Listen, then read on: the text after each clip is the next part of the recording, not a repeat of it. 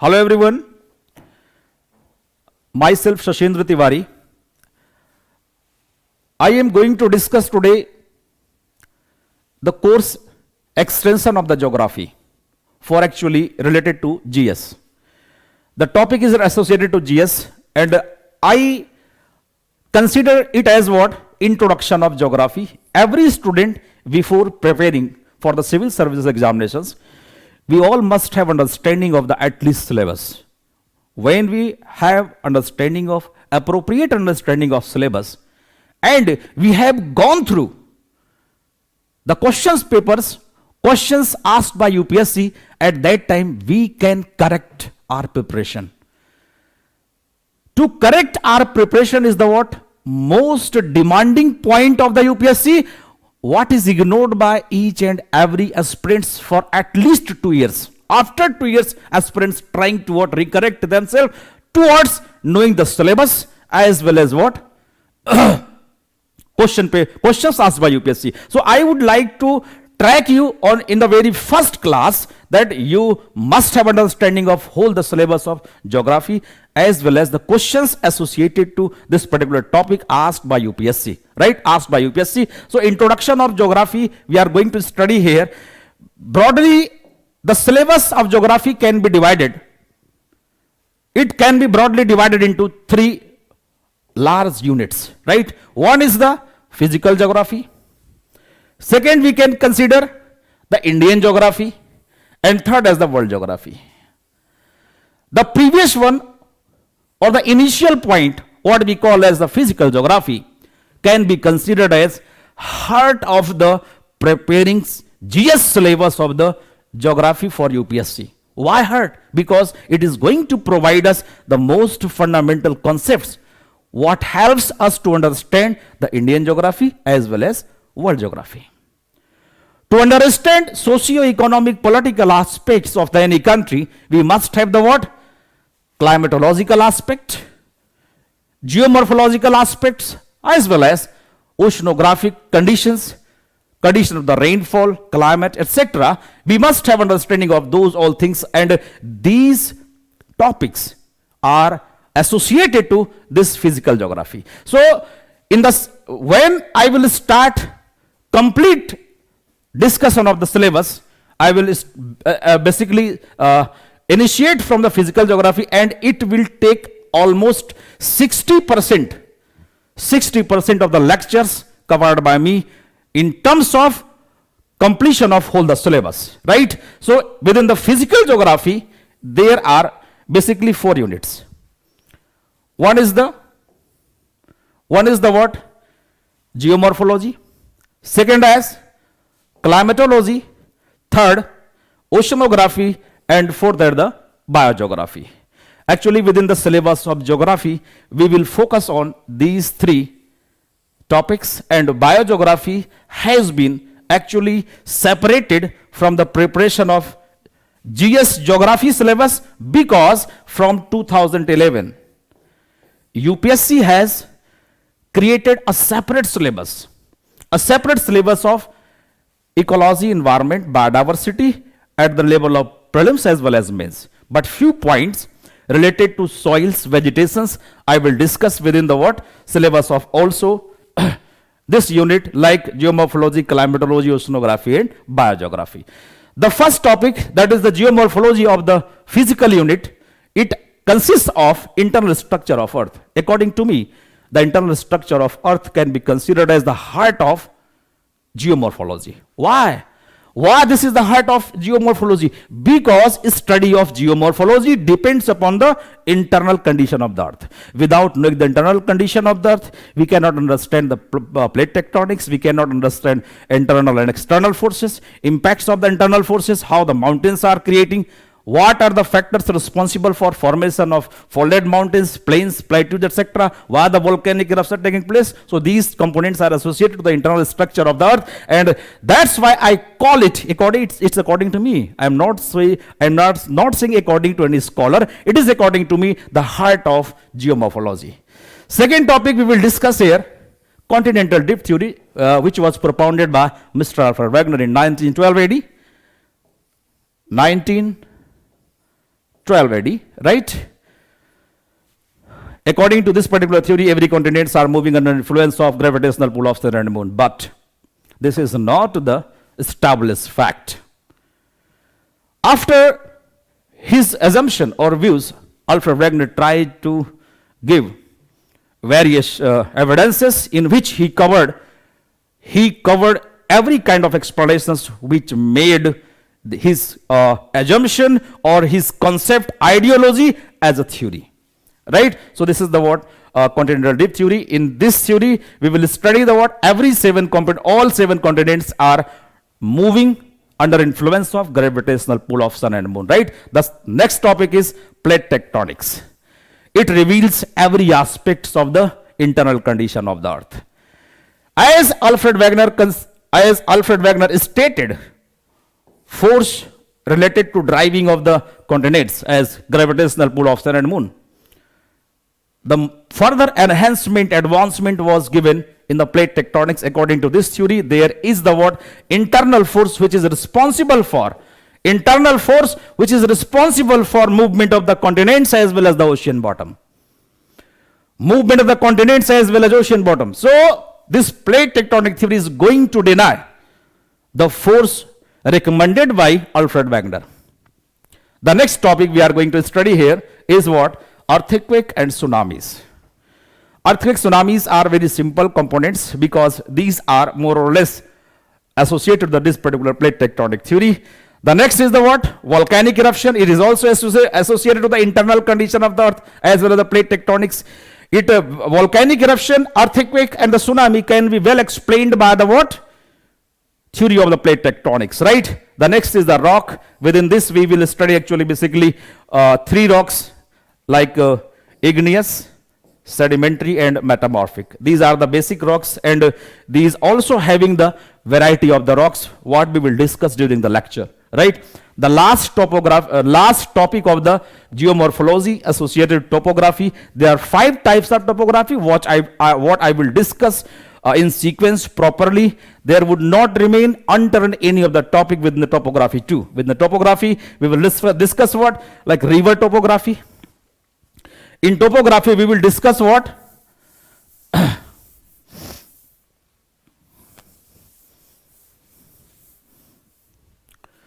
we will discuss river topography.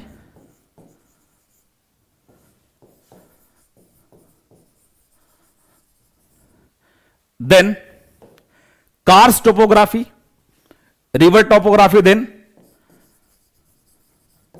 karst topography, arid or wind topography,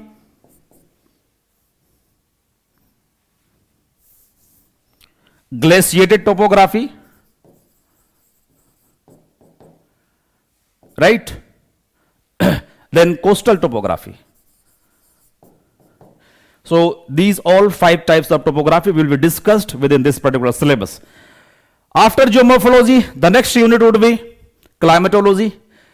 It provides us to understand actually the concept of practicing the agriculture, distribution of the various types of the forest vegetations in the world, as well as how should be our living system. Means the climatology or the climatic aspect of any region explains what would be the culture and ethnic system. And I will discuss these all components within the climatology, and especially the topics or the points would be covered within this particular climatology unit would be as definition of the atmosphere, its composition and classification.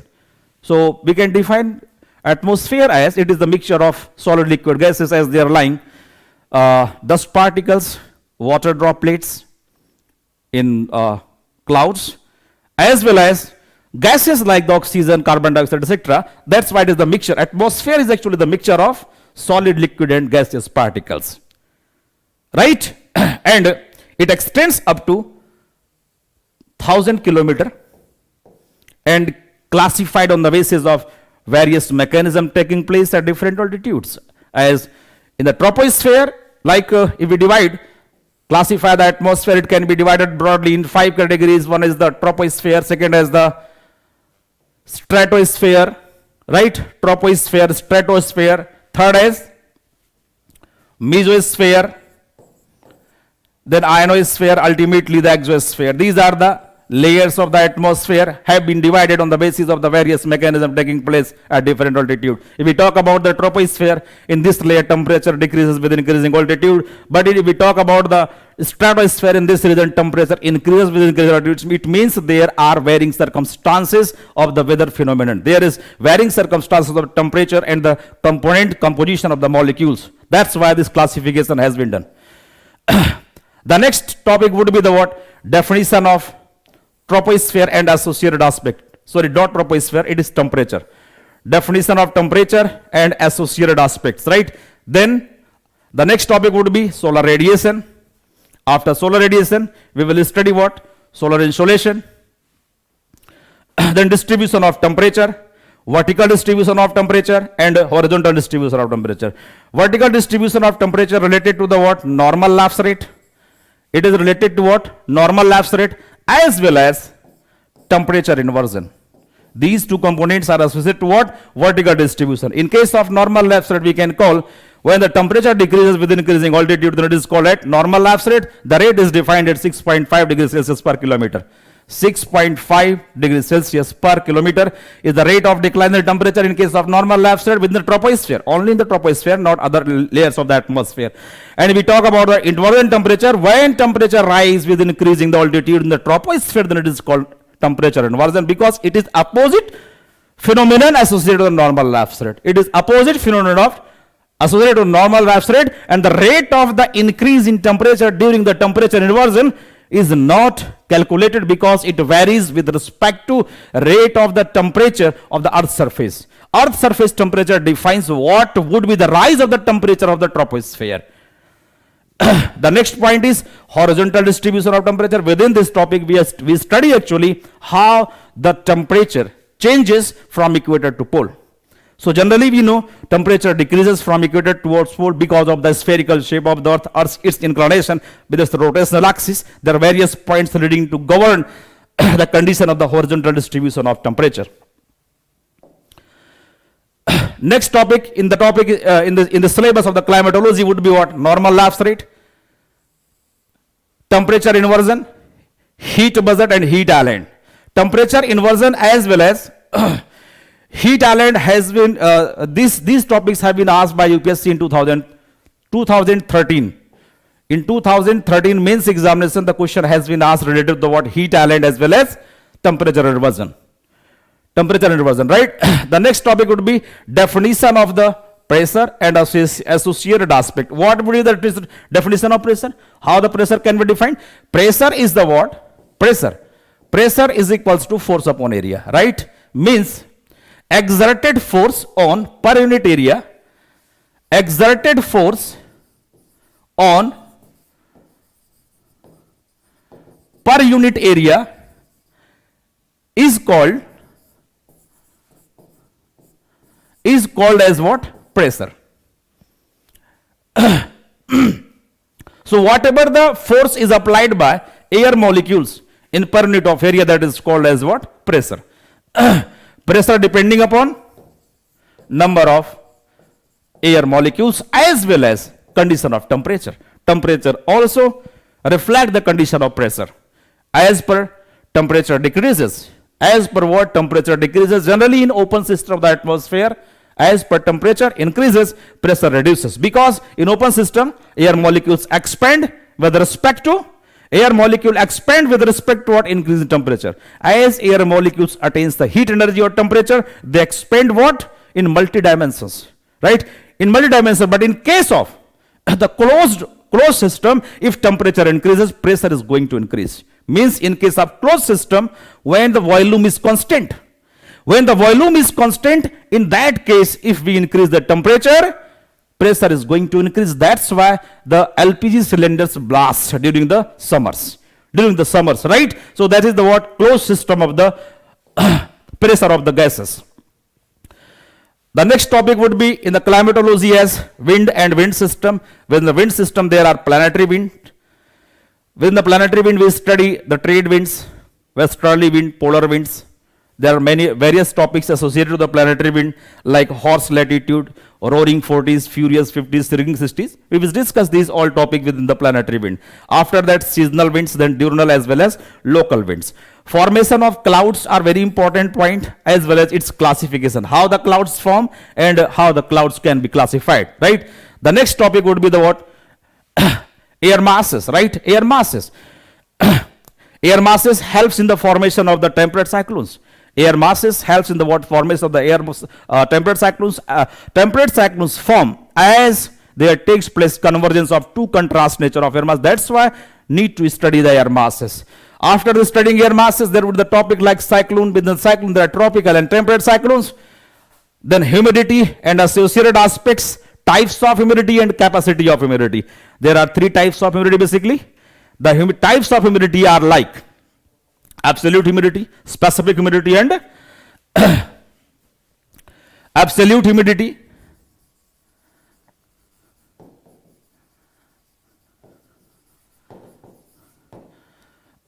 specific humidity,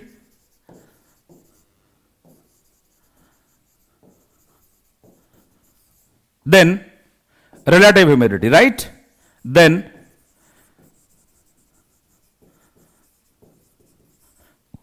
relative humidity. Except to these types of humidity, there we will discuss also capacity of humidity. We will discuss as what? Capacity of humidity, because capacity of humidity plays a role in formation of clouds. In formation of clouds, rainfall, saturation, etc. After that, we will discuss rainfall and their types.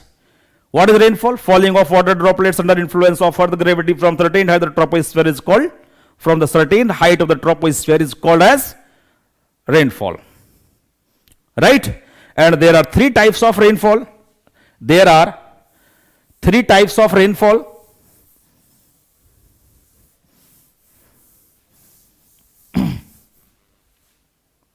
One is orographic rainfall.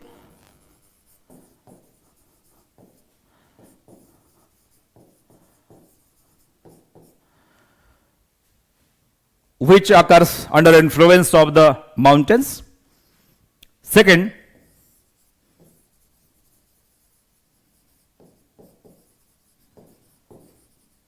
cyclonic rainfall, and third is the convectional rainfall.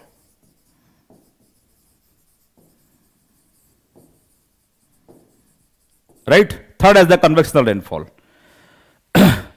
After the type of rainfall, understanding of the rainfall and their types, we will discuss here precipitation and types of precipitation. Within the precipitation, rainfall is also a kind of precipitation. Rainfall is also a kind of what? Precipitation. Hails, right? Hails, sleets, right? Sleet, snowfall, fog, mist, dew, smog,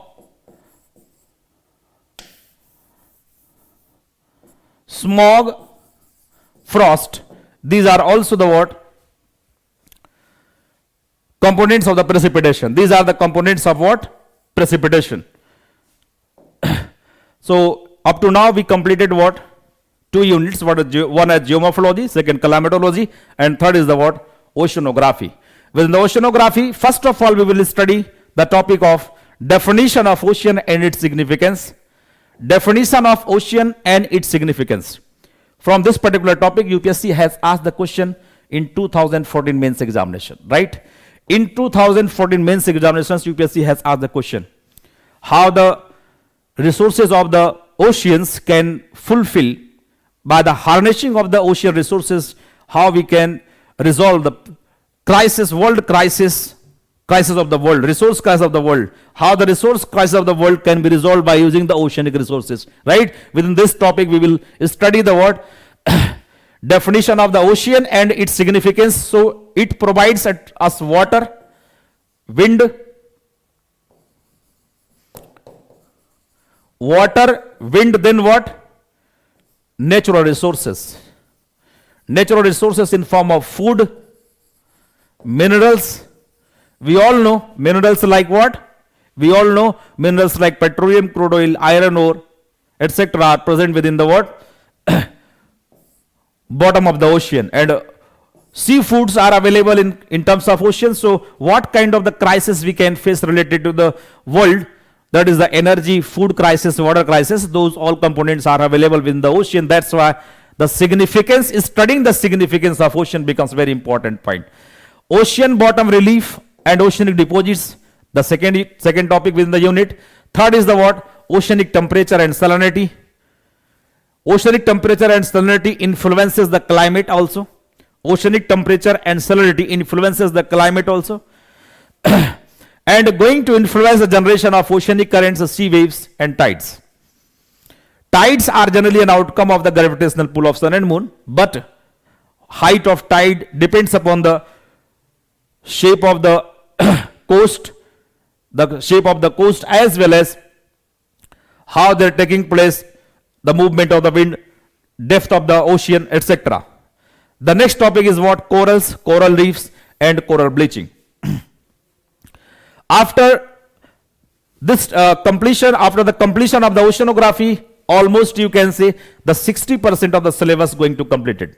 60% of the syllabus going to completed up to the completion of oceanography. Means geomorphology, climatology and oceanography, for the GS point of view, whatever I have discussed is cover around 60% of the syllabus. The next would be Indian geography, right? Within the Indian geography, the very first point is what? Location of India and its neighboring countries. Where the India is located and who are the neighbors of the country India, right? Indian states and UTs must be studied, but not in the political aspect. It must be studied in geographical aspect. Means how many states are India having international boundary with 3 countries like Sikkim? How many states are in India having international boundary with 2 countries? Such questions. How many states are there in India having neither the coastal nor international boundary? Such states are 5 in India, right? So interior, those are also called as the interior states of the country. So Indian states and union territory must be studied in these dimensions.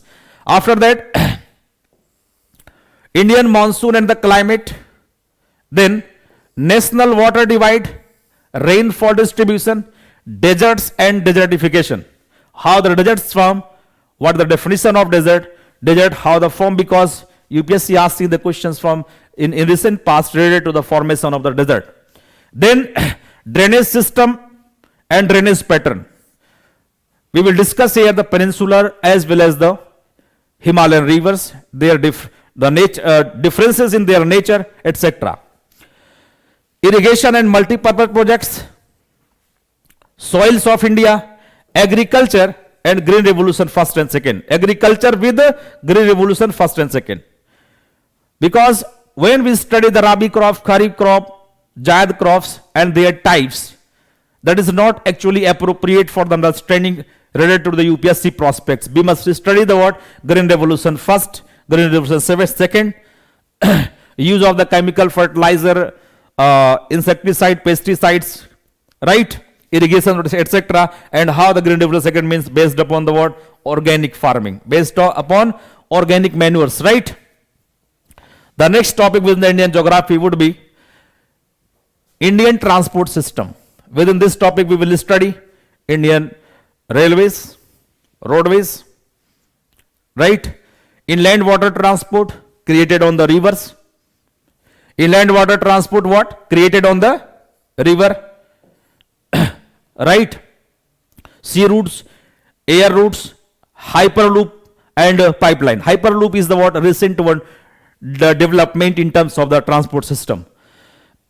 Industrial location theory, Malthusian model associated to the resource and population. Then Marxism, because UPSC asked the question in the paper 1 related to these components, right? Industrial location theory, Malthusian model, Marxism, demographic transition theory, population and population density, optimum under and overpopulation, concept of the optimum under and overpopulation, because nowadays these concepts are used in our planning. In our planning, right? These concepts of the optimum population, underpopulation, and overpopulation are used in our planning, right? So these are very important. Few topics remains there, like the physical division of India, very important topic. Physical division of India. Then minerals and industries. Minerals and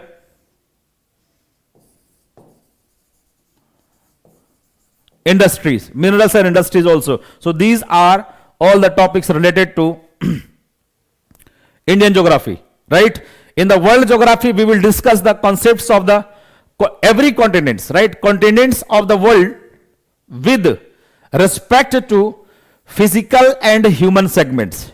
Physical and human segment means the concept of the physical aspects, right? Means the North American continent can have what kind of the climatic system.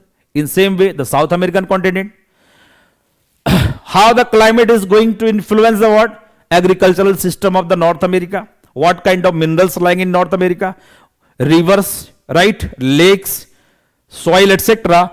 So we will study each and every continent, continents in that manner, right? Means related to the physical conditions of the continent, as well as every human aspect,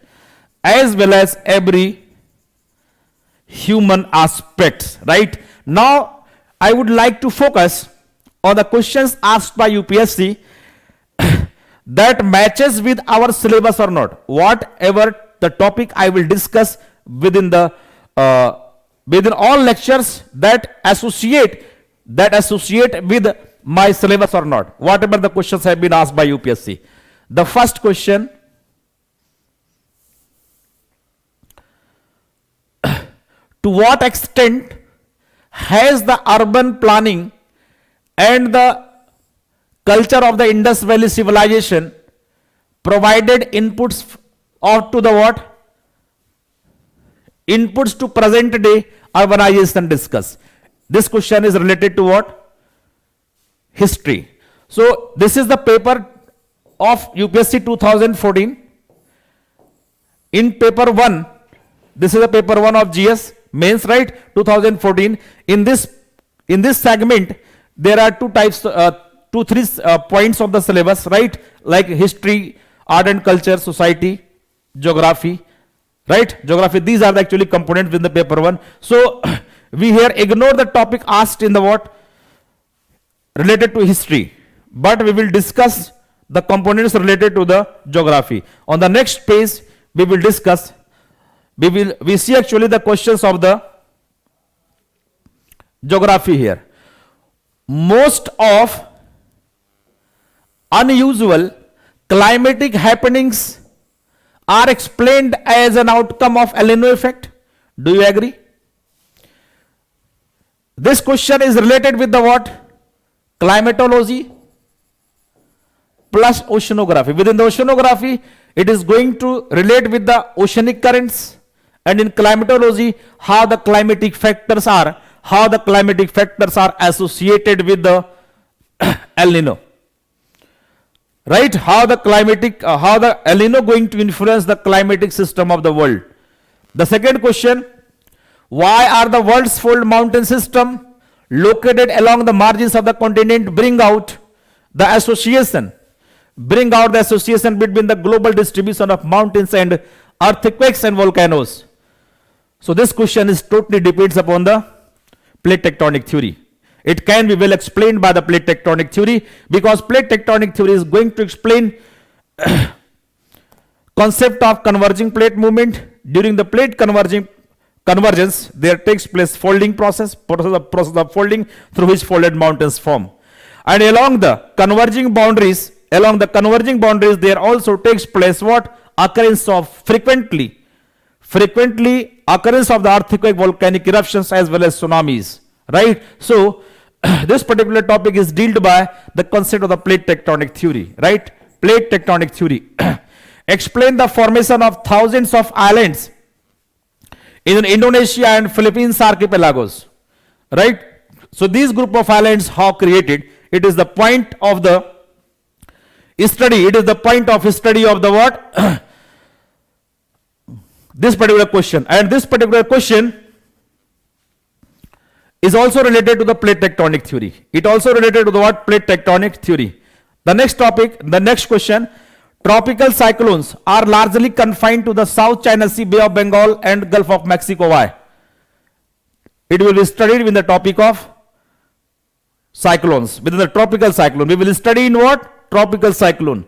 Bring out the relationship between the shrinking Himalayan glaciers and the symptoms of the climate change in the Indian subcontinent. It is related to the topic of climatology with plus Indian climate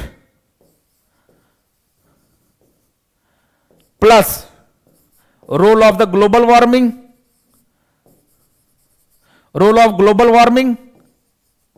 right? Climatic change plus melting of glaciers. So when we actually combine these or components, we get appropriate answer of this question. We get appropriate answer of this question. How the rivers may become non-perennial. Himalayan rivers originating are perennial. But if there would be the case of the totally melting of the Himalayan glaciers, necessarily the rivers will become what? Non-perennial. So if the river becomes non-perennial, necessarily the situation will create of the change system of symptoms of the Indian climate, right, of the subcontinent.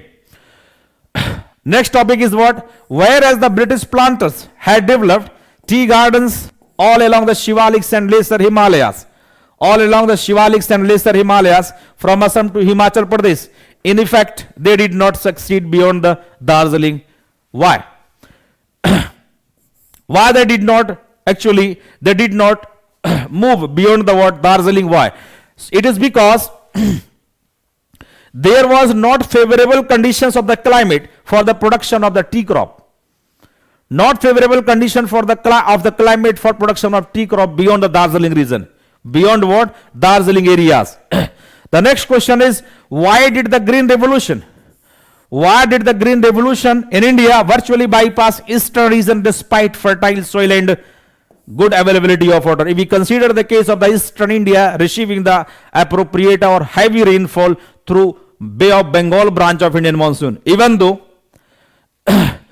there the Green Revolution is not being successfully implemented. The second point, if we consider the case of eastern India in the states like Bihar, West Bengal, Assam, northeastern states, Odisha, etc., Chhattisgarh, in those states there have not been implemented appropriately the Green Revolution. Why it virtually bypasses? It is because there is presence of the appropriate almost better condition of the climate, amount of rainfall, better quality of soil. That's why it was not compulsion to implement the Green Revolution in these areas, right? Irrespective to it, in the western part of the country there is a lack of rainfall, lack of the quality of soil. That's why the people of the western part of India, in the states like the Punjab, Haryana, western part of UP, Rajasthan, it became mandatory to implement the Green Revolution, because without the implementation of Green Revolution there would not be the condition of the survival for the farmers, the people residing in those states, right? The next question is, account for the change in the spatial pattern of the iron and steel industries of the world. Iron and steel industries or any kind of industries established as per concept of industrial location theory. As per concept of the industrial location theory, what we will discuss in the topic of Indian geography. I will correlate the industries of India and the world with industrial location theory. Then you will become able to understand why there is changing the pattern of the world industries, and what would be the pattern of the industries of the world. Either iron and steel or mining, etc., sugarcane, etc. Critically evaluate the various resources of the oceans which can be harnessed to meet the resource crisis of the world. So, in the beginning of the oceanographic unit, at the beginning of unit of oceanography, I discussed this question particularly, critically evaluate the various resources of the oceans which can be harnessed to meet the resource crisis in the world. Actually, there are variety of the resources in the oceans which helps. There are the variety of the resources in the oceans which helps to resolve the crisis of the world, to resolve the economic crisis, food crisis, water crisis of the world, right? And the last question of 2014 is what? How does India see its place in the economic place, its place in the economic place of rising natural resources Africa? So actually India has the focus on Africa. India has focus on Latin America. India has focus on Southeast Asia, because these are the countries or the zones of the world where almost poor people reside. The countries of these zones are poor, so India is a developing country having rich aspects, having richer aspects than those countries, having the appropriate status of economy, technology, skilled human resources. So India having the good focus on Africa and its rising natural resource rich Africa, right? So with this I completed the discussion of the introduction of geography as well as associated questions asked by UPSC, and I hope you will necessarily be benefited by this discussion. Thanks to all you. Watch the video. Thanks a lot.